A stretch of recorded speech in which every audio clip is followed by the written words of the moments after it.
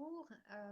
deux mots peut-être sur cette collection Dans le silence de l'atelier que j'ai démarrée en 2021, mais j'allais dire c'est une date qui ne veut pas dire grand-chose,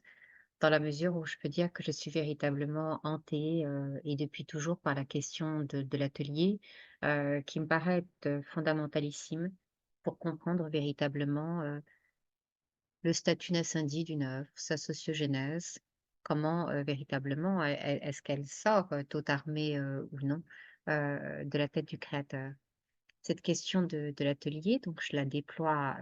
dans cette collection, laquelle collection permet d'accueillir également, tous les débats, que je mène, à l'occasion de mon séminaire qui s'intitule «L'atelier des artistes, silence, rumeurs et transferts culturels», du 19e siècle jusqu'à nos jours. Et là, c'est vrai que, avec des artistes contemporains, j'essaye de réfléchir véritablement, à la fonction, symbolique et sociale, de l'atelier, à la manière dont véritablement, l'atelier est une organisation et en conséquence de quoi, étant une organisation, une fabrique, un lieu, une usine, une caverne, une grotte, il s'y passe toute une série de choses qui permettent, véritablement le surgissement, du travail créateur et ce travail créateur, il appelle, toute une constellation de notions, me semble-t-il, qu'il s'agit d'examiner, qui sont, celles qui ont à voir avec le talent, avec le don, avec la grâce, avec la question donc de du prestige, du créateur au travail, qui pour autant, peut être en difficulté, lorsqu'il est véritablement, l'agent actif dans un espace social, qui est difficile. À l'intérieur de l'atelier, je regarde, également la question, en suivant de près, Blanchot ou Merleau-Ponty, je regarde également, comment fonctionne le silence et comment est-ce qu'il acte, qu'il freine ou qu'il mémorialise, la création. Je regarde, également la réputation d'un atelier, la renommée d'un atelier, les rumeurs qui pèsent, sur l'atelier, les légendes urbaines qui se promènent également autour de l'atelier. Je regarde comment est-ce que l'atelier, sert de caisse de résonance, aussi, pour des transferts culturels, pour des partages de savoir et de connaissances, qui peuvent se jouer à l'intérieur de l'atelier, entre différents ateliers, entre des ateliers, qui se trouvent, installés et dans le même territoire ou bien, circulant dans une roue, qui est beaucoup plus vaste. Il me semble qu'avoir ce type, de réflexion-là, c'est-à-dire une réflexion que je qualifierais d'anthropophilosophique sur l'atelier,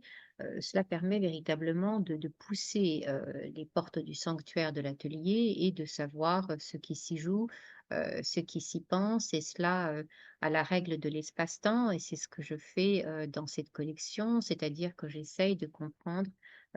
comment l'atelier constitue, un espace de création et quel est le tempus, de création, dans l'enceinte, dans le sanctuaire de l'atelier. Pour l'instant,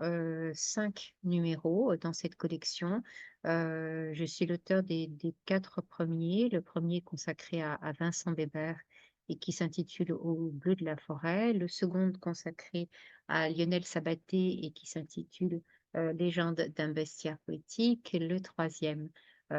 consacré à Ariel de la Vega et qui s'intitule «Sang noir d'une nuit d'été en Argentine». Le quatrième consacré à Richard Texier et qui s'intitule «La bibliothèque des sentiments, récit d'une élastogénèse». Et puis donc cet opus numéro 5 que je n'écris pas, que je ne fais que préfacer et c'est ma camarade, et grande amie Philomena Boreka, plasticienne tchèque, qui, est, la main, au travail et qui nous propose donc dans cet opus numéro 5 un abstract, de sa thèse, soutenue au début de l'année 2023, où elle réfléchit, véritablement à la question du respiro, hein, du souffle, et la manière,